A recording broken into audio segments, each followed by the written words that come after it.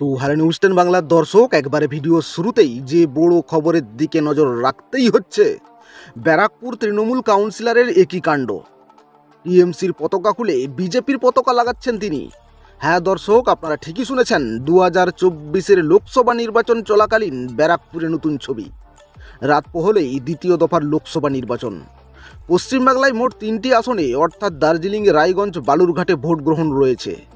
তারই মধ্যে হঠাৎ চমক ব্যারাকপুরে। তৃণমূল কাউন্সিলরের বিজেপিতে যোগদানের হুমকি। ব্যারাকপুরে হঠাৎ কেন এমন ছবি জানিয়ে দেবো দর্শক আপনাদের।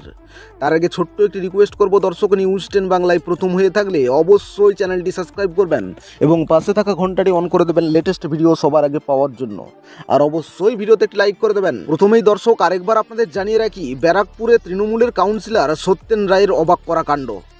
টিএমসির পতাকা খুলে বিজেপির পতাকা লাগাচ্ছেন তিনি এবং তিনি হুমকি দিচ্ছেন তিনি বিজেপিতে যোগদান করবেন সমস্ত কর্মীদের নিয়ে।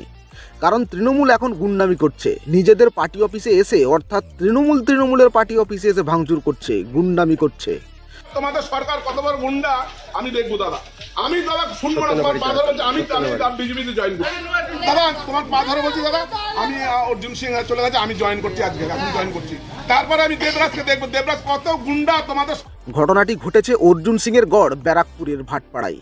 সব মিলিয়ে অর্জুন সিং বিজেপিতে ফিরে আসায় তার যে সমস্ত সহকর্মীরা ছিলেন সবাই কিন্তু একে একে বিজেপিতে ফিরে আসছেন। এই ছবি দেখার পর রাজনৈতিক মহল মনে করছে ব্যারাকপুর কেন্দ্রটি বিজেপির চুলিতেই যেতে চলেছে। এই ছবি দেখার পর দর্শক আপনাদের কি মতামত অবশ্যই নিউজ 10 বাংলার কমেন্ট বক্সে জানিয়ে দেবেন।